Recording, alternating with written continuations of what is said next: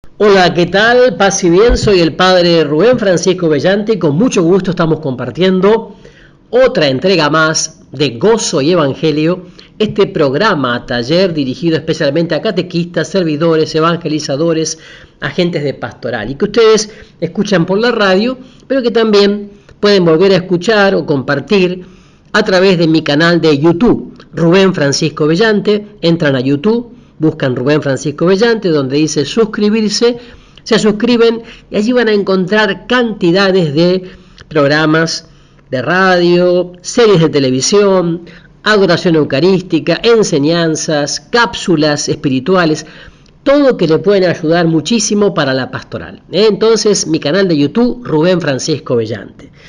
Y por supuesto también pueden dejarme su opinión allí en ese mismo canal de YouTube sobre este programa y otros, ¿no? Bueno, vamos a invocar al Espíritu Santo, porque realmente yo lo necesito y ustedes también, ¿verdad? Ven, Espíritu Santo, ven. Ven, Rúa Santa. Aliento de nuestra vida, fuerza en nuestra debilidad, luz en nuestra oscuridad, esperanza en nuestra desesperanza, camino en nuestros bloqueos intelectuales, afectivos, apertura a la gracia. Ven, Espíritu Santo, Rúa Santa. Ven, Espíritu de confianza, de abandono, de entrega, de generosidad, de discernimiento. Ven, Espíritu Santo. Ven a través de la poderosa intercesión del corazón inmaculado de María a darnos la gracia de que a través de estos personajes del Antiguo Testamento que estamos conociendo, profundizando, también nosotros podamos encontrar nuestro lugar en la iglesia, en la misión, en el envío, en la evangelización, para aportar, para sumar, para construir puentes, para derribar muros. Ven, ven Espíritu Santo. Amén. Bueno, y se acuerdan que en el último programa estábamos desarrollando el tema de Tobías, el hombre de la alabanza, ¿no? Y decíamos que cuando Tobías recobra la vista, lo primero que hace es alabar a Dios. Alabado sea Dios, alabado sea su santo nombre. Y entró en su casa alabando a Dios en voz alta. Cuando el ángel Rafael se da a conocer ante Tobías, hijo, el primer consejo que le da es: alaben a Dios y hablen de sus bendiciones delante de todos los hombres. Alábenlo y canten salmos en su nombre. Honren a Dios, dando a conocer a todo hombre lo que Él ha hecho. No se cansen de darle gracias. Cuando el rey le confía a uno en secreto, es bueno quedarse callado, pero hay que honrar a Dios contando a todos el bien, y ningún mal vendrá sobre ustedes. La última recomendación del ángel antes de desaparecer también es una invitación a la alabanza. Den gracias al Señor de la tierra, alaben a Dios, pongan por escrito todo lo que les ha sucedido. A Tobías bien se le puede llamar el hombre de la alabanza. Siempre se le encuentra dando gracias a Dios por todo. El capítulo 13 se podía titular el Magnificat de Tobías. Él ve la mano de Dios por todas partes y lo alaba. El versículo 16 dice: alma mía, alaba al Señor. Allí está el secreto de la serenidad que reluce en Tobías en toda circunstancia. Él encuentra la mano de Dios en todo momento, por eso no se atemoriza y bendice a Dios en todo instante. El Magnificat de la Virgen María es el desborde del corazón de la que todo lo ha guardado y meditado en su corazón, y por eso mismo descubre la presencia de Dios en todo. María es una mujer jubilosa, aunque unas lágrimas se deslicen por sus mejillas. Cuando, como María y Tobías, aprendamos a adivinar la mano de Dios en todos los momentos de nuestra existencia, entonces brotará la alabanza de nuestros labios y la paz de Dios, serenidad, habrá anidado en nuestro corazón, ¿verdad? A veces se ha querido mostrar la oración como una especie de alienación, de droga, de opio, que adormece a la persona y le impide ser un elemento liberador en su comunidad. La oración auténtica es un encuentro también auténtico con Dios, y por eso mismo el individuo no puede dejar de cumplir la misión de servicio que Dios le pide. En la oración se encuentra la fuerza de hacerse todo para todos. A Tobías se le encuentra muchas veces orando, pero al mismo tiempo continuamente está en actitud de servicio a los demás. Tobías comparte su alimento con los pobres, busca que a los necesitados no les falte el vestido, expone su vida y sus bienes para enterrar clandestinamente los cadáveres de los israelitas que eran dejados en media calle. Entre los consejos que Tobías le da a su hijo, pone en lugar de relevancia la limosna. Le dice: da limosna de lo que tengas, y cuando des limosna, no seas tacaño. Cuando veas a un pobre, no le niegues tu ayuda. Así Dios tampoco te negará la suya. Da limosna según tus posibilidades. Si tienes mucho, da mucho. Si tienes poco, no te dé miedo dar limosna de ese poco. Haciéndolo así, estarás ahorrando un tesoro precioso que te servirá cuando pases necesidad. Porque la limosna libra de la muerte e impide que el hombre caiga en las tinieblas. Dar limosna es hacer una ofrenda agradable al Altísimo. Tobías tiene un claro concepto de lo que es la justicia social. A su hijo le advierte: no tardes en pagar el jornal a tus obreros, págaselo enseguida. Antes de desaparecer, el ángel Rafael viene a confirmar la importancia de la limosna. Les dice: mucho mejor es la oración acompañada de ayuno y dar limosna viviendo honradamente que tener riquezas y ser un malvado. Mucho mejor es dar limosna que conseguir montones de oro. Dar limosna salva de la muerte y purifica de todo pecado. Los que dan limosna gozarán de larga vida. Jesús resumió toda la Escritura en amar a Dios y al prójimo. Tobías es un santo en todo el sentido de la palabra. No es un teórico de bonitas palabras y sentimentalismos. Es un hombre de acción en favor de los más necesitados. Por servirlos ha sido perseguido y le han arrebatado sus propias fuerzas y riquezas. Tobías no por eso abandona su obra de caridad y le enseña a su hijo a seguir con confianza, a seguir su derrotero. Santiago es muy tajante en su carta contra la pseudo-religión que se contenta con proporcionar al necesitado solamente palabras azucaradas sin ayudarlo efectivamente a resolver sus problemas. A Tobías lo vemos como un samaritano del Antiguo Testamento. Siempre se está preocupando por el que sufre, por el hambriento, por el que le falta la ropa. Tobías quiere que su hijo herede esa actitud caritativa ante el pobre. Dar limosna salva de la muerte y purifica de todo pecado, puntualiza el ángel. Es que la persona que se preocupa por el necesitado está demostrando efectivamente que de veras se ha dejado salvar por Dios, que se ha encontrado con Él, y por eso mismo tiene la urgente necesidad de encontrarse con los hijos de Dios, especialmente con los más pequeños, los más pobres. Señal de que una persona de veras es una persona de oración, es que busca encontrar a Dios en los hombres y sacrificarse por servirlos. El libro de Tobías en el Antiguo Testamento es un avance en lo que respecta a la misión de los ángeles y en su actuación con respecto a los hombres. Cuando Tobías, hijo, está por emprender su viaje, se le hace el encontradizo un joven que se ofrece para guiarlo. Él es el ángel Rafael, medicina de Dios, que en ese momento no se da a conocer como tal. A través de todo el itinerario de Tobías hijo, el ángel continuamente está cumpliendo su misión de sugerir cosas buenas.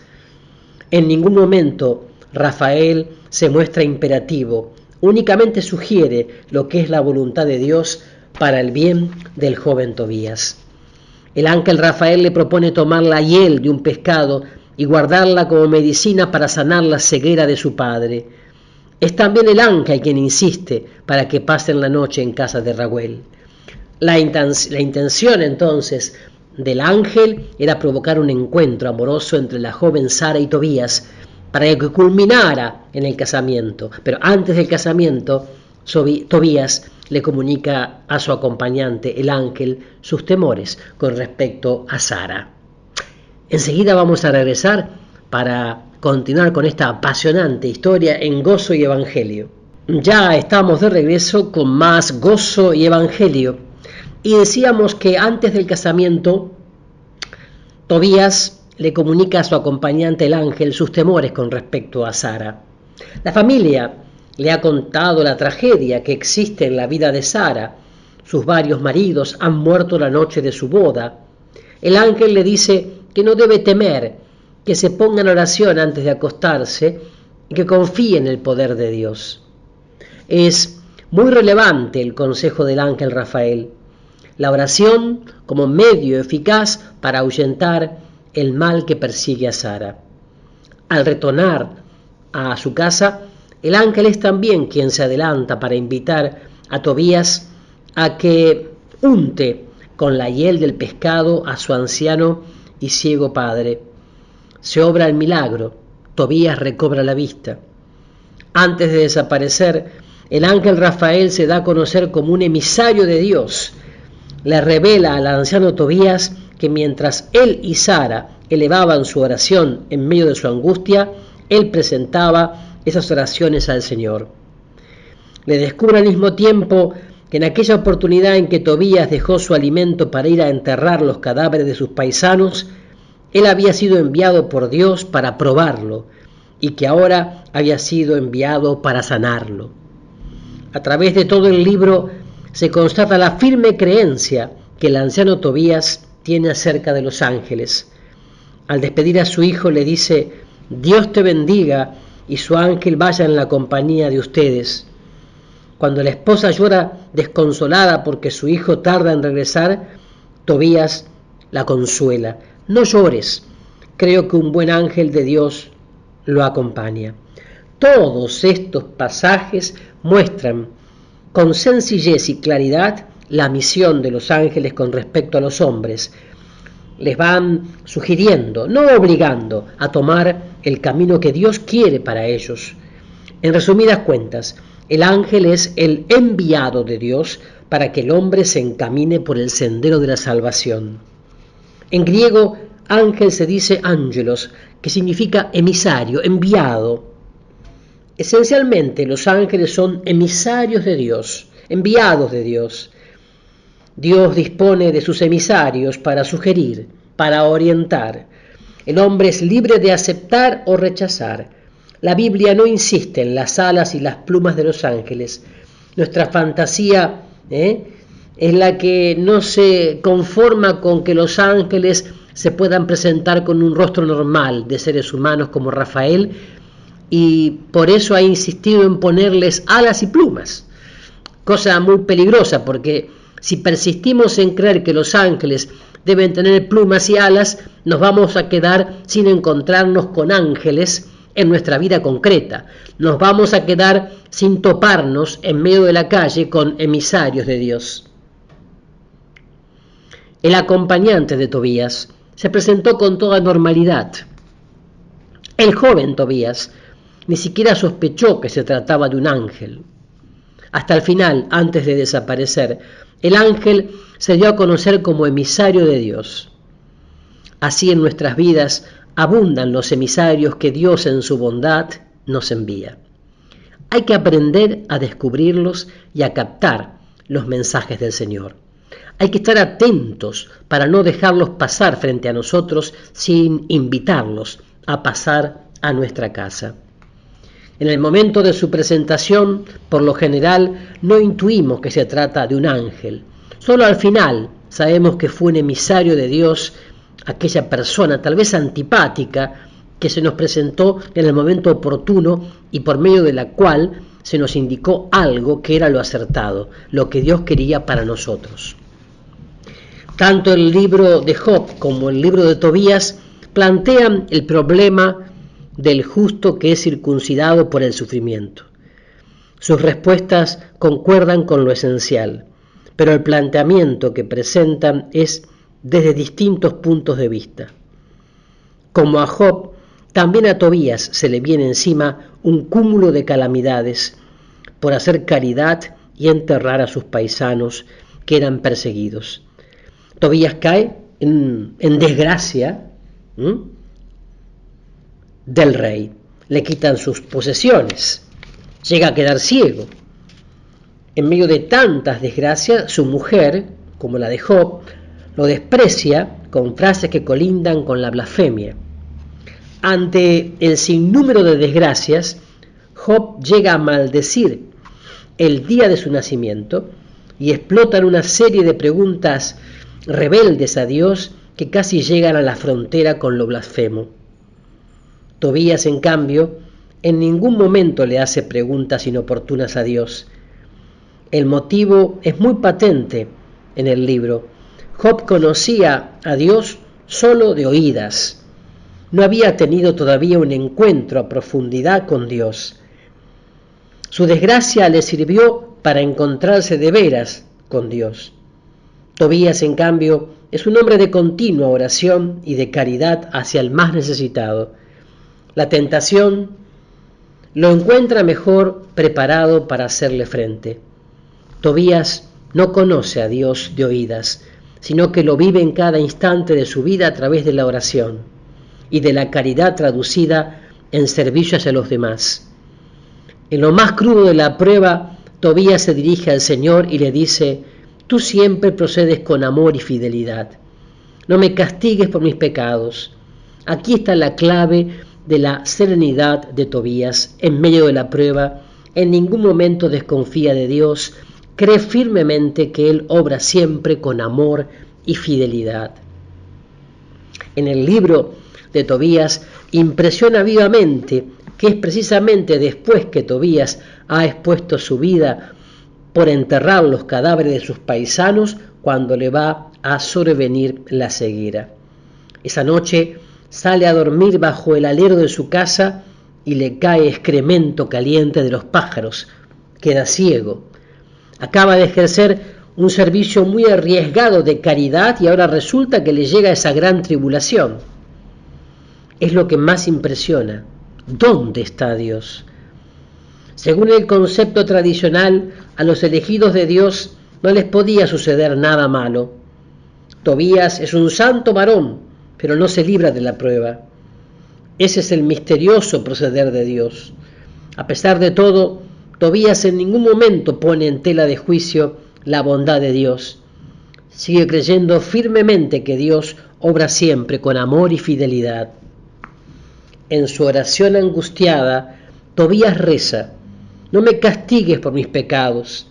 Tobías refleja la mentalidad de su época. Se creía que todo mal era producto de algún pecado. Así pensaban también los amigos de Job. El ángel Rafael se va a encargar de librar a Tobías de su complejo de culpabilidad. Le dirá: ¿por qué eres acepto a Dios? Fue necesario que la tentación te probara. Tobías 12:13, ¿no? ¿Cómo es eso? Porque Tobías era acepto a Dios, por eso mismo le llegó la tentación. ¿Qué lenguaje es este? Bueno, es el lenguaje de Dios. Jesús nos va a esclarecer en parte el misterio del dolor. Siempre tendrá sus oscuridades, ¿no? La manera de obrar de Dios. Dice en Juan 15:2, mi Padre, el viñador, corta los sarmientos, los brotes, para que den más fruto. Extraño proceder, ¿no? El de Dios. Sin embargo, nada dice que se trate de alguna venganza de Dios, sino de un designio de amor por parte del Padre de los cielos, que como buen jardinero poda los sarmientos para que den más fruto. Muy desconcertante también la revelación del ángel Rafael, que le dice a Tobías: aquella vez cuando no dudaste en levantarte y dejar servida la comida para ir a enterrar a aquel muerto, Dios me envió para ponerte a prueba, y ahora también me ha enviado a sanarte. Tobías 12, versículo 13. De veras que se necesita ser muy espiritual para intentar comprender esa terminología de Dios tan distinta de la nuestra. Lo único que nos salva es, como Job, hundir la frente en el polvo y confiar en Dios. O como Tobías, decir: tú siempre obras con amor y fidelidad. Sara también es una persona justa. Su vida, sin embargo, está tocada por el mal. Todos sus maridos han muerto la noche de la boda. Hasta parece un cuento de humor negro, ¿no? La Biblia acentúa el mal para contraponerlo al bien que pronto le vendrá. Sara se ve despreciada hasta por la sirvienta de la casa. En un momento de desesperación intenta ahorcarse, pero logra rezar. Por medio de la oración le llega la paz a su vida y se salva. Dios le envía un ángel para que, sin que ella se dé cuenta, le arregle el problema de su vida. Qué apasionante, ¿no? El libro de Tobías. Pero ahora, cuando volvamos, continuaremos desarrollando el libro de Tobías y después el famoso libro de Job. No se vayan, que ya hay más gozo y evangelio. Ya estamos de regreso con más gozo y evangelio. Y estábamos diciendo esto, ¿no? Que todo el libro de Tobías lleva suavemente a no desconfiar de Dios en ningún momento y a saber esperar la hora de Dios y creer firmemente que Él ya está enterado de nuestras tribulaciones y que ya tiene un camino de solución para nosotros. San Pablo lo había experimentado en su vida y por eso escribía: todo resulta para bien de los que aman a Dios. Romanos 8:28. Una sutil tentación en el momento de la prueba es creerse castigado por Dios. Eso creía Tobías. No sospechaba que era todo lo contrario. No estaba siendo castigado, sino premiado por sus buenas obras. Sentirse castigado por Dios lleva a la desconfianza. El cristiano, que sabe que está en amistad con Dios, no puede pensar en castigo, ni debe estar escarbando en su pasado con el afán de encontrar culpas escondidas. El que sinceramente vive en gracia de Dios en el momento de la prueba, solamente debe sentir la mano de Dios Padre, que sabiamente está podando los sarmientos, los brotes, porque toda su ilusión es que ese brote, ese sarmiento, su hijo, dé abundantes frutos. Pablo nunca se curó de su famosa espina, pero nunca habló de que estaba siendo castigado por Dios. Siempre alabó a Dios en todo momento porque había descubierto con su fino ojo espiritual que todo resulta para bien de los que aman a Dios. Romanos 8:28. En el Antiguo Testamento el sufrimiento del justo escandalizó a muchos que por ser cumplidores de la ley creían que a ellos no se les podía acercar el dolor.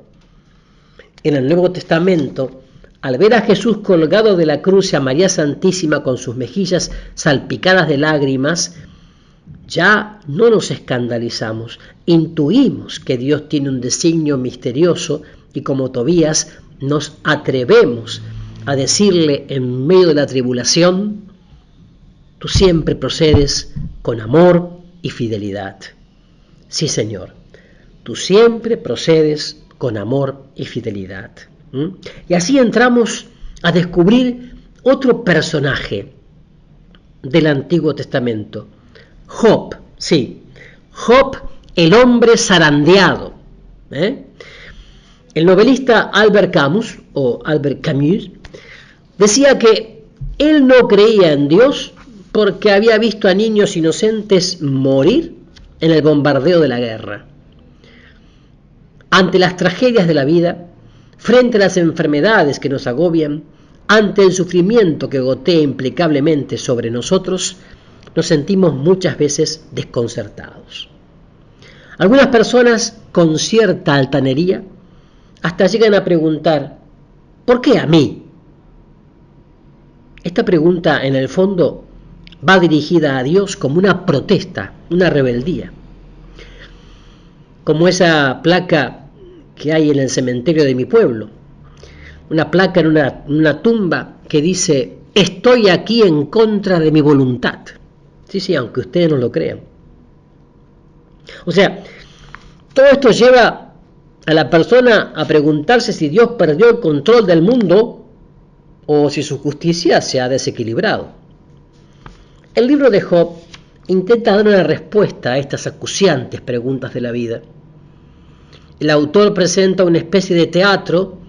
A través de los varios personajes va exponiendo las diversas teorías acerca del sufrimiento. Job es un santo varón que sirve fielmente a Dios. Tiene muchos bienes materiales. Un día pierde a sus hijos y todas sus riquezas. 4 amigos de Job llegan, según ellos, para consolarlo. Sus filosofías acerca del dolor, en lugar de levantar el espíritu de Job, lo hunden más. Finalmente Job tiene un encuentro con Dios. Él no le revela el secreto de su actuación, pero lo hace reflexionar acerca de la bondad e inmensidad de Dios. Job termina hincándose y hundiendo su frente en el polvo. Los varios personajes que van apareciendo en el libro de Job se prestan para hacer algunas reflexiones con respecto al sufrimiento. Los amigos de Job creían que tenían una respuesta clara para el problema de Job. Hablaron con aplomo, como quien tiene el secreto de lo que está sucediendo. Elifaz decía: ¿qué has hecho para echarte esto encima? Bildad aconsejó: confiesa tu pecado. Sofar aseguraba: Dios es todo sabio, conoce al hombre. O sea, todos ellos en el fondo sostenían que Job ocultaba algún pecado y que por eso mismo le habían sobrevenido todas estas desgracias. El Dios que conocían los 3 amigos era un Dios comerciante con el cual se pueden hacer tratos. Se le entregan buenas obras para que Él devuelva bienestar y prosperidad económica. El Dios que defienden los amigos de Job es un Dios pagano que tiene hígado como nosotros, que se irrita y se venga del que no se conduce rectamente. El Dios de los amigos de Job es un Dios muy difundido. Para muchos es el Dios al que se le ofrecen buenas obras para tenerlo contento y para que no envíe algún castigo de su repertorio. Por eso, ante cualquier acontecimiento adverso, se están cuestionando acerca de sus pecados. Lógicamente, están sintiendo la pesada mano de Dios sobre ellos. Resultado de esta manera de concebir a Dios es que las personas propiamente no lo aman, sino que le tienen miedo. Es distinto, ¿verdad? Las teorías de los amigos de Job acerca de Dios, lastimosamente, son un mosaico de actuales teorías que muchos tienen acerca de Dios. Sí, nosotros, en cambio, sabemos que solo Dios nos puede decir cómo es Dios. Es por eso que nos quedamos con lo que Jesús nos vino a revelar. Jesús presentó a Dios como un Padre bondadoso, misericordioso, capaz de dejar la puerta de su casa abierta las 24 horas para ver que el hijo descarriado pueda entrar a la casa que se le antoje volver. Bueno, los amigos de Job pretenden consolarlo, pero ellos no saben lo que es el dolor, la angustia de haberse abandonado por todos. Son teóricos y por eso sus palabras son abstractas y no llevan paz. La persona que no ha sufrido no puede consolar. Nadie puede hablar de navegación si antes no ha estado en medio de la tormenta. Lo mejor que hicieron los amigos de Job fue quedarse callados durante una semana. Cuando empezaron a hablar, sus palabras estaban cargadas de vaciedad. Jesús dijo: vengan a mí todos los que están agobiados y cansados, que yo los haré descansar. Mateo 11:28. Jesús conoce el sufrimiento. Es el justo sin pecado que llevó la cruz más grande. Él es quien tiene la palabra adecuada y precisa para el momento de nuestra tribulación. Son muchas las personas que ante las tragedias de la vida consultan a todo el mundo: psicólogos, médicos, brujos, sacerdotes, pero se les olvida consultar a Dios. Se les olvida acudir a Jesús, que ha prometido hacer descansar a los que con fe se acerquen a Él. En el libro de Job, el autor, en una especie de teatro, presenta a Dios y al diablo discutiendo. El autor se sirve de este truco para exponer sus ideas acerca de los secretos de Dios. El diablo alega que Job es bueno porque así podrá tener asegurado su bienestar y sus riquezas. No obra por amor, sino por interés personal. ¿Acaso teme Job a Dios de balde?, dice Satanás.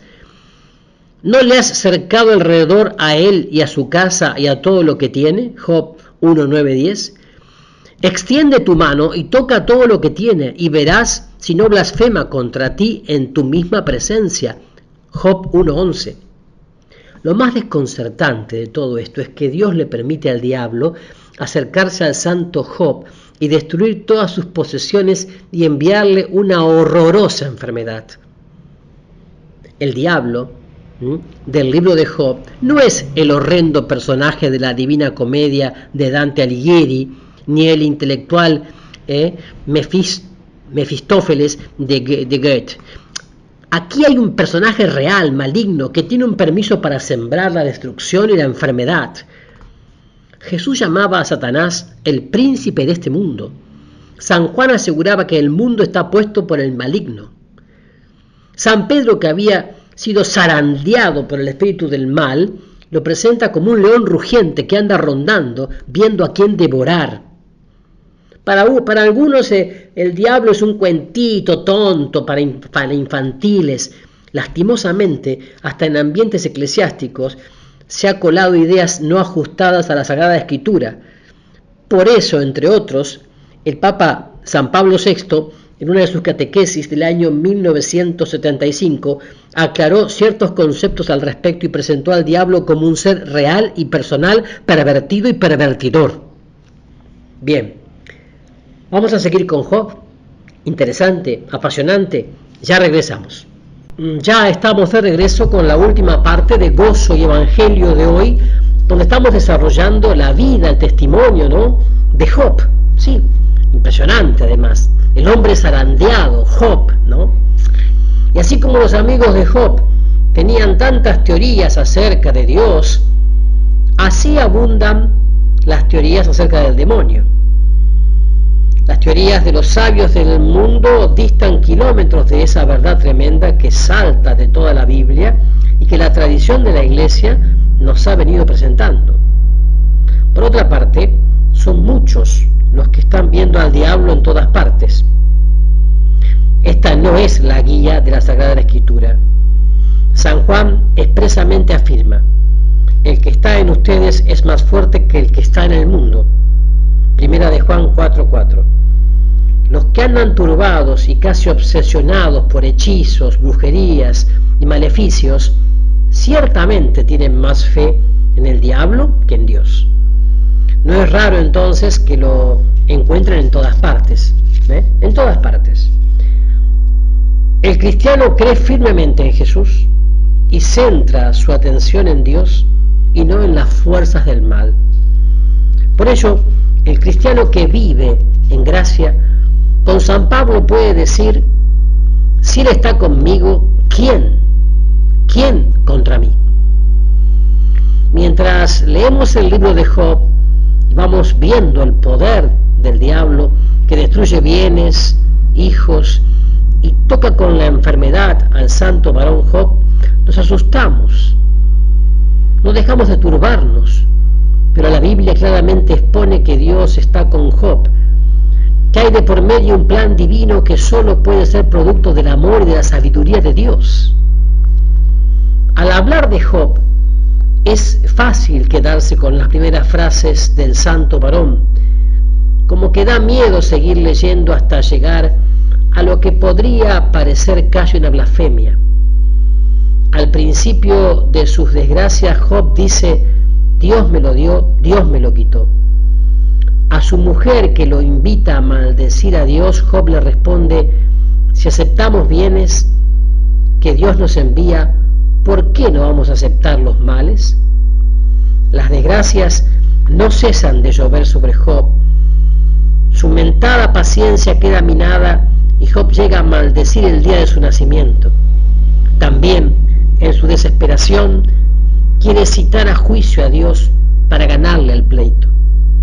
A pesar de todo, reluce la grandeza de la fe de Job, que nunca llega a sucumbir.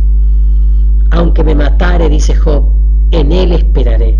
Job capítulo 13, versículo 15. A pesar de las sombras de muerte que lo circundan, Job exclama: yo sé que mi Redentor vive. El sufrimiento prolongado es una prueba muy delicada para la fe. Esa enfermedad que nunca termina, ese esposo borracho y grosero que durante muchos años continúa en su misma actitud, ese hijo descarriado que solo es problema para la familia, son un golpe duro para la fe del creyente. Si esa fe es débil, lo más probable es que el individuo se derrumbe. Si como Job cree verdaderamente en el Señor, continuará amándolo, aunque le toque pasar por valles de sombra. Una persona no es santa por el solo hecho de sufrir. El dolor la puede purificar o también la puede endurecer. Al buen ladrón el sufrimiento lo hizo fijar los ojos en la cruz de Jesús y se salvó. El mal ladrón murió maldiciendo a quien no le había causado ningún mal. Si la persona cree que todo sufrimiento que le sobrevenga en la vida es un castigo de Dios, terminará por perder la fe en Dios, porque no logrará amarlo, sino solo tenerle miedo.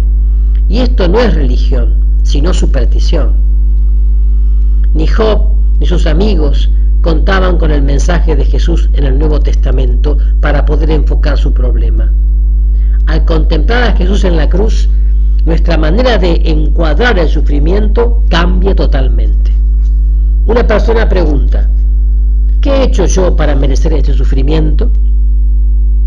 Desde un punto de vista muy práctico, diríamos que Dios nos podría mencionar más de 100 pecados nuestros que se han hecho acreedores de purificación.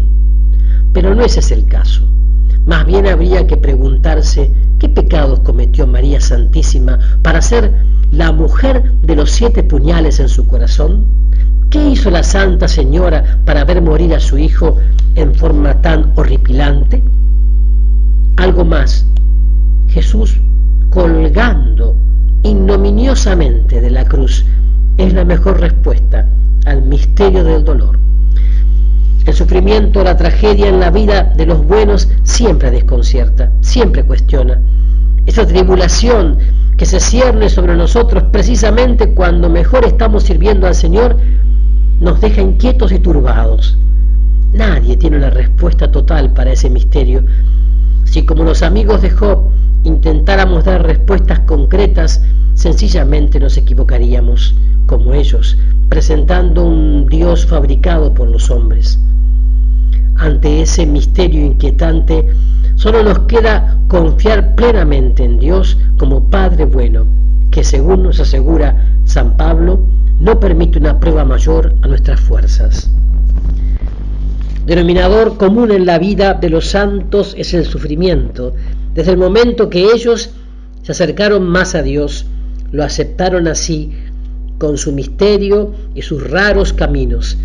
No pretendieron hacerle preguntas indiscretas como las de Job antes de encontrarse con Dios.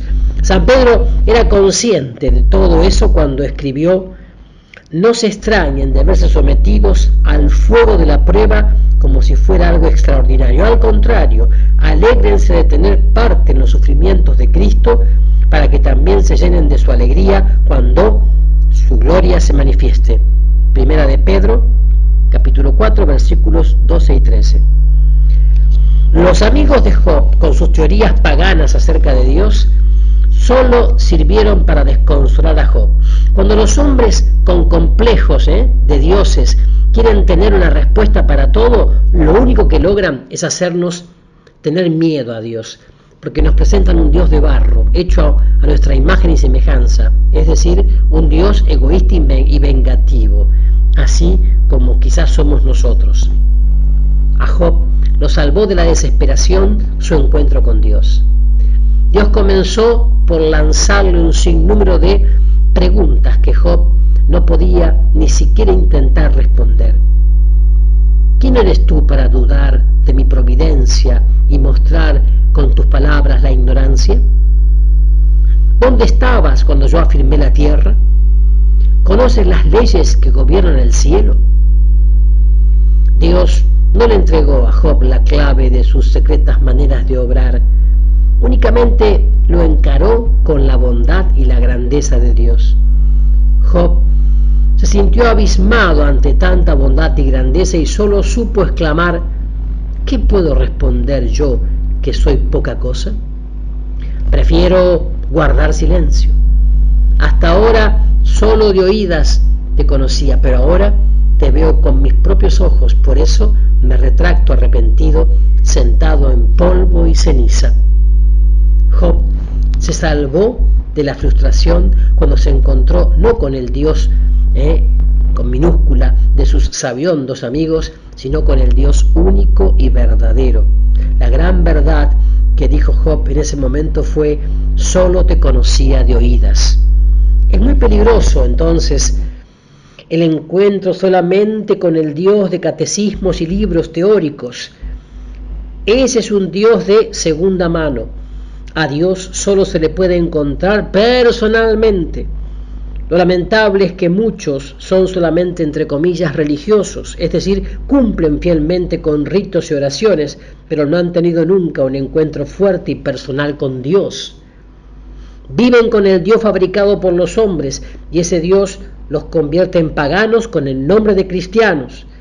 La verdadera conversión debe desembocar en un nuevo nacimiento, como le decía Jesús a Nicodemo, que haga que la persona se sienta nueva criatura, que comienza una nueva vida, así como Job comenzó a ser hombre nuevo.